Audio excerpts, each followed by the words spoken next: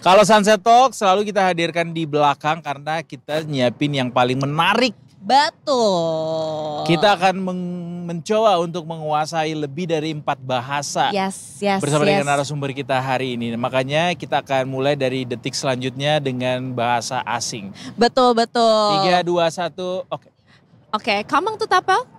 Je m'appelle Fajar Triperdana, je suis le coordinateur régional de chapter Jakarta de Polyglotte Indonésie. Enchanté. Wow. Berasa lagi dengerin Anggun ngomong ya. Iya. Keren banget. Silakan pertanyaan selanjutnya dengan bahasa Jepang. Nggak bisa. Soalnya opung gua bukan orang Jepang. Orang apa? Orang Batak. Pakai bahasa Batak. Tapi kalau misalkan Bahasa daerah juga bahasa daerah bisa juga nggak, Mas? Bahasa daerah tetap dihitung karena polyglot itu kan pengertiannya ada 3.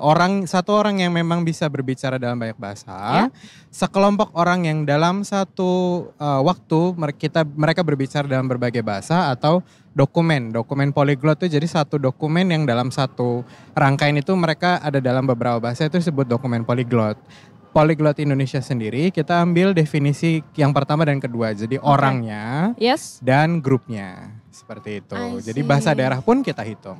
Menarik banget. Tapi Super. awalnya emang suka belajar bahasa atau kayak emang dilesin dari kecil? Kan ada tuh yang kayak gitu. Tapi kita belum kenalin Mas Fajar. Kan udah memperkenalkan lengkap banget tadi sampai polyglotnya. Tapi masalahnya, pakai bahasa Indonesia kali ya? Iya. Benar. Kan kita tadi nggak tahu ya. Itu tadi tuh lagi ngomongin shampoo atau rambut apa gimana gitu. Benar, silakan perkenalan diri dulu Mas Fajar. Oke, nama saya Fajar Triperdana. Iya. Saya adalah koordinator regional chapter Jakarta untuk Polyglot Indonesia. Oke. Wow, pakai bahasa Rusia boleh? Itu translate dari apa yang kalian ngomongin tadi kan? Iya. Kalau pakai bahasa Rusia bisa nggak, Mas? Oh, Rusia. Kan susah, soalnya bahasa Rusia susah loh. Bentar, emang Mas Fajar menguasai berapa bahasa sampai saat ini? Kalau yang saya bisa dengan cukup lancar berbicaranya itu tentu bahasa Indonesia, bahasa ibu kan. Betul. Bahasa Inggris, bahasa Prancis, bahasa Spanyol. Bahasa Jepang dulu jurusan kuliah saya, jadi saya bisa. Bahasa Korea sedikit-sedikit, Rusia dulu pernah belajar tapi sekarang udah mulai lupa. Sama bahasa Itali. Bahasa Itali. Bisa bahasa Itali. Keren. Kalau pesan pizza jadinya gimana, Mas? Kalau misalnya di Itali pesan pizza ngomongnya apa? Pelayan gitu. Iya, penasaran kan. Hey, pelayan gitu. Gimana? Biasanya cukup scusa, vorrei una pizza per favore. Saya pengen makan pizza, itu artinya cuy. Pesan pizza 1. Saya mau pizza 1. Oke. Soalnya gue lama base-nya di Turin gue. Oke, boleh. Tapi menarik nih Mas Fajar. Seru banget. Bisa menguasai sampai sebanyak itu bahasanya gitu. Yes. Apa itu gara-gara memang ada target menguasai banyak bahasa atau apa backgroundnya bisa sampai menguasai sebanyak itu? Kalau saya dulu waktu kecil, dulu kan ya generasinya beda kali ya. Saya kelahiran 91. Dulu waktu kecil tuh kalau nonton video itu di laserdisc yang segede palak roda, itu belum ada yang namanya subtitle. Iya. Jadi semua Genzi nggak tahu tuh laserdisc. Nggak tahu, nggak paham mungkin ya, nggak tahu ya, saya nggak tahu. Benar. Mungkin ada yang suka barang vintage, mungkin paham. Iya. Tapi dulu di laserdisc itu nggak ada subtitle. Saya waktu kecil nggak ngerti ini ngomong apa. Dulu waktu kecil bawaannya kesel karena kayak di karakternya lagi begini tapi sebetulnya apa sih yang diomongin nggak paham. Mulai dari situ mulai tertarik untuk belajar bahasa Inggris karena kebetulan juga keluarga saya banyak yang di Kemenlu. Oke. Jadi memang di encourage untuk ya udahlah kamu ambil kelas bahasa aja, belajar aja dulu. Terutama ibu dan bapak selalu bilang bahasa Inggris itu penting karena dulu kan belum masif ya orang belajar bahasa Inggris gitu. Jadi bermula dari bahasa Inggris. Kemudian kalau bahasa-bahasa lain saya ada pemicunya satu-satu. Kayak misalkan Jepang itu pada masanya saya sempat menjadi wibu. Tapi fasenya sudah lewat. Tapi terus bahasa Spanyol, Prancis dan segala macam karena sejak kuliah saya mulai mengkonsumsi media-media dalam bahasa asing. Karena rasanya kayak bahasa yang media mainstream yang dalam bahasa Inggris kok membosankan ya dari Amerika aja, dari Inggris aja, mulai cari yang lain-lain, film-film dan segala macam. Tapi pas nonton kesel juga, gak ngerti sebetulnya ini ngomongin apa. Walaupun ada subtitle ya di bawahnya, cuma juga kayak bener gak sih ngomongnya gini, kok kayaknya beda nih ekspresi mukanya sama arti yang diomongin beda. Jadi dari situ mulai ngambil kelas-kelas bahasa. Awalnya iseng-iseng aja, cuma lama-lama kok terpikir juga saya kenapa lebih mudah nyerap bahasa ya ketimbang ilmu yang lain. Jadi mulai saat itu saya mulai ngambil setelah kerja sudah punya duit. Yes. Mulailah ambil kelas-kelas bahasa-bahasa ini. Oke. Gitu, dan sampai sekarang pun masih terus ngambil kelas bahasa. Oke. Jadi belajarnya tuh bahkan di waktu dewasa juga gitu. Iya, jadi ada otodidaknya, ada karena gini buat saya ya, karena belajar bahasa itu sesuatu yang personal, sesuatu yang subjektif orang per orang. Kalau di saya belajar bahasa itu awalnya dari otodidak, tapi ada satu titik di mana saya kayak kok gini ya, nggak nyambung logika bahasanya tuh nggak paham ini di mana. Jadi justru waktu dulu saya mahasiswa miskin, nggak punya duit, mau ngambil kelas juga kayak makan apa ambil kelas. Banyak pertimbangan ya. Banyak pertimbangannya. Begitu dewasa masih ada pengen ngerti nih, ya udah ada duit, udah bisa ngasilin duit sendiri, ya udah ambil kelas.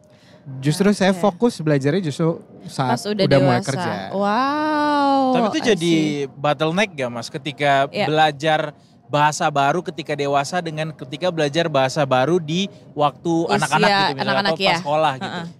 Yang jelas yang berasa sekali dulu waktu boleh nyebut merek, saya dulu kuliah di UI. Oke. Di UI dulu itu ada banyak sekali pilihan mata kuliah bahasa asing. Dan dulu masih punya banyak waktu, jadi bisa belajar ini, belajar itu, belajar ini, belajar itu, dan cepat nyerapnya. Sekarang setelah saya kerja, agak mulai mampet nih, karena yang di otak nih udah kerja.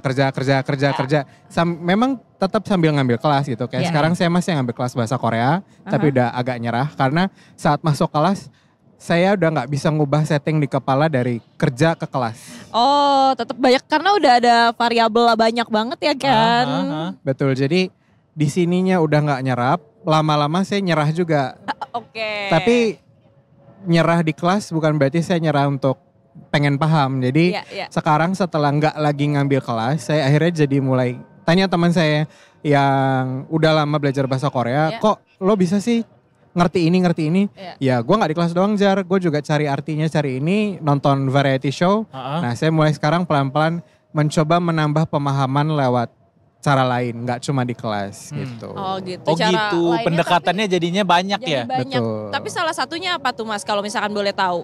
Paling gampang aja yang bisa kita ikutin kan juga. Apakah dari dengerin lagu atau dari nonton film? Kalau lagu, susahnya lagu adalah kadang lagu bahasa asing itu nggak melulu mengikuti pola kalimat yang betul, karena kan ada artistic license ya, jadi mereka bisa mengubah penggunaan gramatiknya dengan mudah. Sama yang kayak paling gampang Indonesia ya. Betul. Penulisan lirik lagu Stinky mungkin beda sama Bernadia gitu misalnya. Betul. bisa seperti jadi. itu.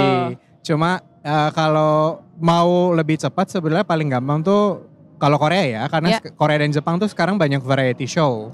Itu kita bisa ngikutin kayak orang Korea tuh banyak ngomongnya kayak gini, berarti yang harus saya pakai yang kayak gitu. Walaupun mungkin pas di kelas diajarinnya beda, tapi kita ngikutin yang ada di variety show karena itu kan istilahnya kolokial yang selalu dipakai dalam percakapan sehari-hari. Jadi itu yang menambah pemahaman saya gitu, karena di kelas udah mandek.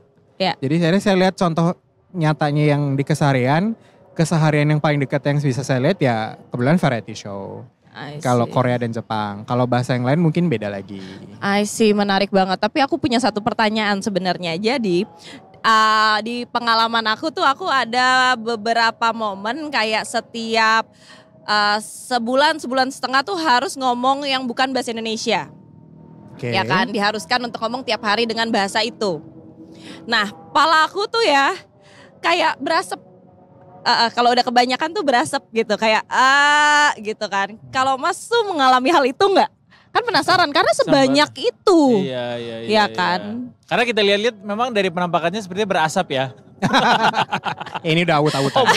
Ini kerja. Ini kerja. Gimana Mas? Ada memang pasti kalau lagi ngomong, karena ya di otak kita tuh pasti settingannya secara mau nggak mau pasti bahasa Indonesia. Iya. Saat di kerjaan saya selalu bahasa Inggris, tapi akan ada satu momen di mana saat saya lagi ngomong sama yang lain tuh pasti ada kayak,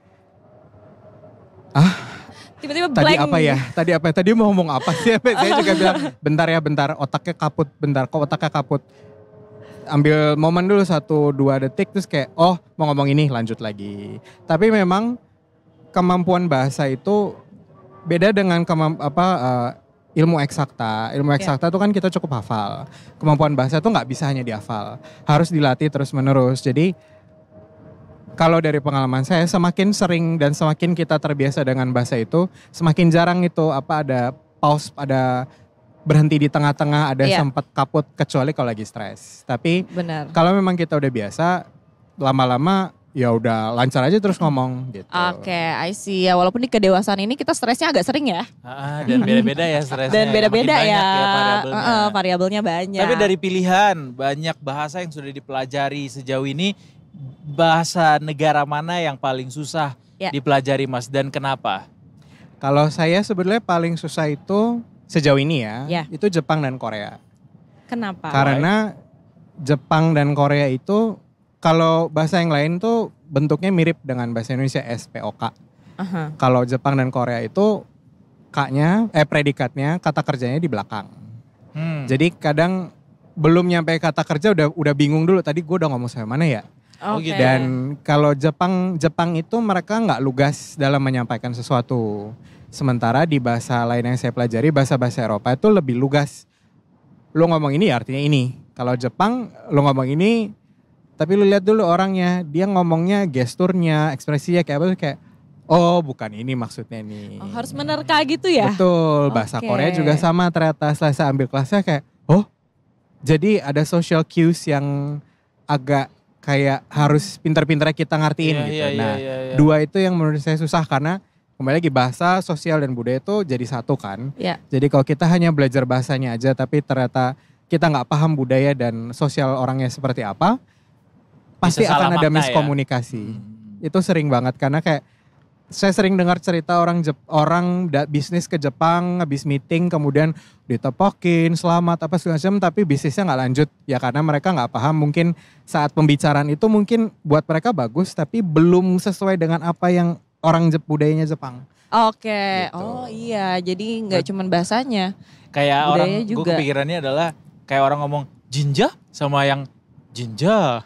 Beda intonasi, beda makna. Intonasi, beda makna berarti. Kalau cinca kalau Korea itu artinya beneran gak sih? Cinca? Masa gitu? Itu ya kurang lebih artinya mirip-mirip. Cuma ada beberapa yang saat mereka mengekspresikan sesuatu tuh kita mesti mikir-mikir dulu. Ini muji, ini enggak muji, ini yang mana? Atau dia nyinyir gak sih? Ada gak gitu-gituan? Bisa. Ada. Kalau sarkas kali ya. Betul, saya belajar Jepang tuh waktu dulu awal kayak, oh maksudnya ngomong ini tuh dia nyindir. Maksudnya tuh ini. Belajar bahasa Inggris juga setelah tahu. Kita kan biasanya belajar bahasa Inggris kan Inggrisnya yang kepake dan dipahami kan yang dari Amerika kan contohnya. Ternyata pas lihat bahasa Inggris yang dari Inggris atau dari Australia. Oh penyampaiannya beda ya. Ternyata orang Inggris Great Britain nih kalau mereka ngomong ini artinya nggak sama kayak kalau orang Amerika ngomongin gini gitu. Iya.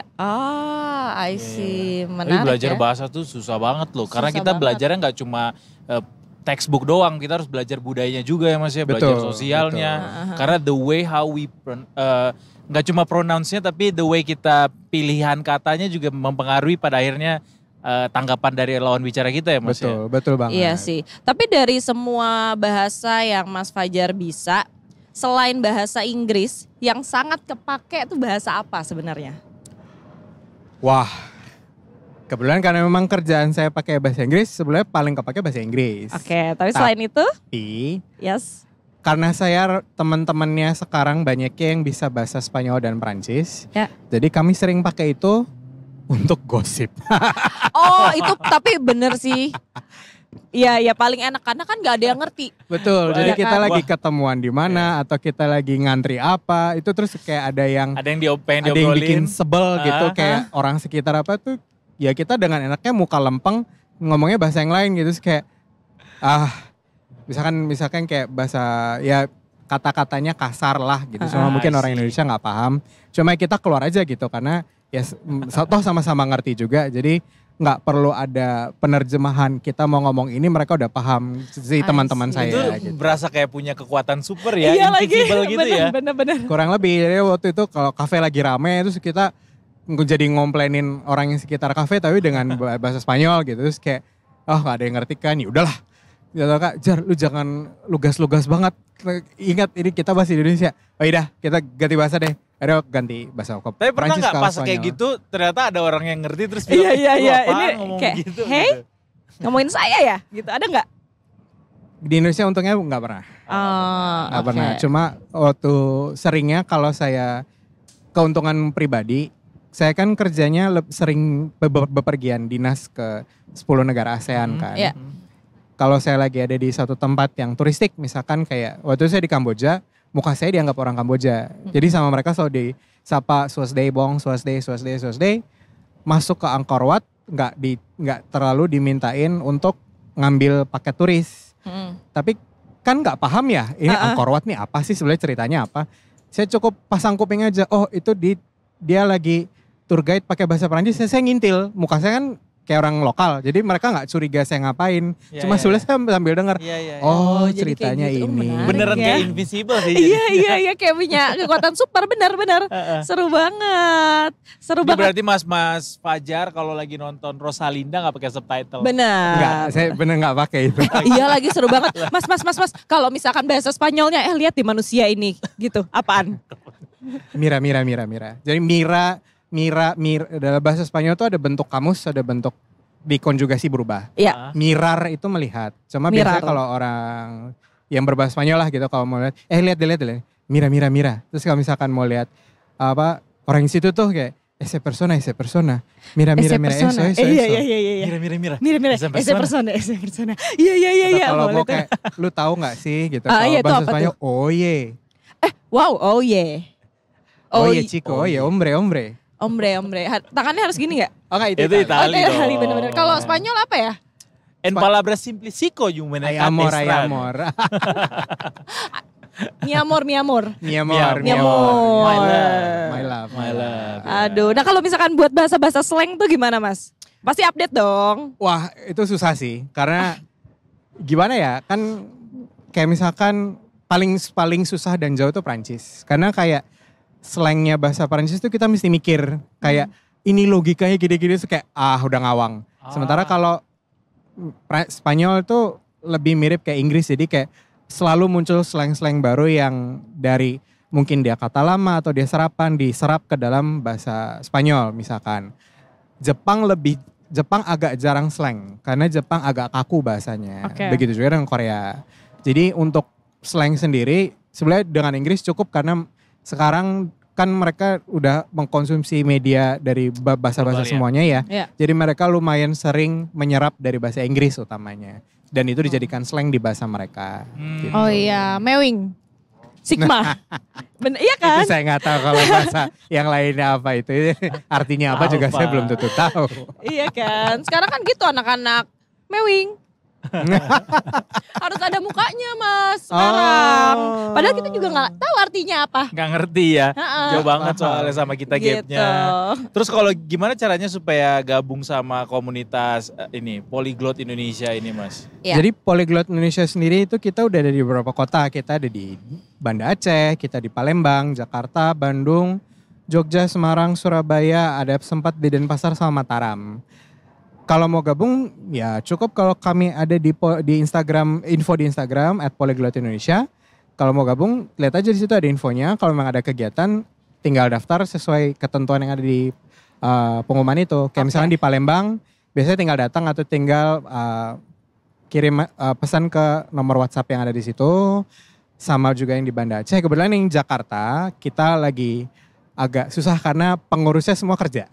Oh gitu. Jadi hambatan utama itu. Gua dinas, gue ini. Ya paham. Pada sibuk beda. ya. Tapi ada minimal bisa bahasa berapa gitu kalau untuk masuk Kalau di join? Polyglot enggak. Karena kita itu tujuan kenapa kita bikin Polyglot Indonesia. Dulu awalnya foundernya Mas Rizal, Mbak Mona, Mbak Monis sama satu lagi Mas Andre kalau nggak salah. Itu untuk mereka ketemu sama orang-orang yang bisa bahasa yang mereka kuasai. Kayak Mas Rizal pengen nyari orang Indonesia yang bisa bahasa Spanyol, Mbak Monis nyari yang bahasa Itali, Mas Andre nyari yang bahasa Asia Timur. Jadi ide kita adalah untuk kumpulin orang-orang yang memang sedang belajar bahasa asing atau pengen banget bisa mempraktikkan kemampuan bahasa asingnya di luar setting kelas. Jadi sesama teman-teman yang pegiat bahasa asing. Nah, makanya kita nerima aja misalkan, Kak saya bisa bahasa Inggris. Oh yaudah gabung aja, ada meja bahasa Inggris kok. Cuma kalau mau gabung meja bahasa lain karena belum belajar ya mungkin dengerin dulu aja. Karena karena di Polyglot Indonesia kegiatannya bukan mengajarkan bahasa asing, tapi lebih ke Cari memberikan wadah untuk ya, mereka yang mau diskusi. berlatih bahasa yang sudah dikuasai atau sedang berusaha dipelajari seperti itu. Mas, tapi pernah nggak cinlok nih sama bule-bule pas lagi belajar bahasa kayak gini? Saya enggak. Mengapa? Sukanya yang lokal ya? Enggak juga. Oh, enggak juga. Karena kayak kalau dari kelas, ya kan adalah pengajar-pengajar yang penutur jati, native speaker ya. Itu ya ngelihatnya ya udah guru aja, nggak bisa ngelihat sebagai hal yang lain. Terus kalau ada teman dari kegiatan Polyglot yang baik yang di sini maupun kadang kalau keluar negeri saya suka cari ada nggak yang mirip-mirip kayak gini, saya datang. Ya udah jadinya teman ngobrol aja, kepikirannya nggak kepikiran jadi yang lain karena kayak oh ya bisa nyambung ngobrolnya, syukur, enggak ya udah. Wah, jadi nggak pakai cinlok ya? Kayaknya kalau misalkan gue jadi Mas Fajar, gue cinlok terus. Lo ganti-ganti lagi. Ganti. Minggu depan sama yang Jepang. Lebih minggu ke depan lagi boleh sama yang- nggak semua daerah Karena tujuannya kan pengen bisa belajar. banyak bahasa kan sebenarnya. Karena kalau misalkan ngobrol beda, makanya kalau misalkan kita di kelas kan Betul. akan jadi lebih jago. Jadi kalau Mas Fajar tadi pendekatannya adalah pengen dari nonton film atau dengerin lagu atau nonton drama-drama TV mereka. Yes. Kalau lo pendekatannya dengan pendekatan jadian, bersahabat. Ya kan? Dulu pasti ada itu, kalau saya ambil kelas apa, oh ya saya ngambil karena pacar saya orang ini pas denger kayak, oke. Iya. Baiklah. Tapi itu kita kan lihat sebuah berapa lama motivasi. bertahan. Ntar kalau udah putus udah gak masuk kelas lagi. Betul, biasanya gitu kayak ya? gitu tuh. Seringnya gitu. Benar. Ntar Saya kalau- setuju. Kalau nggak lanjut, ya nih gue putus, baik.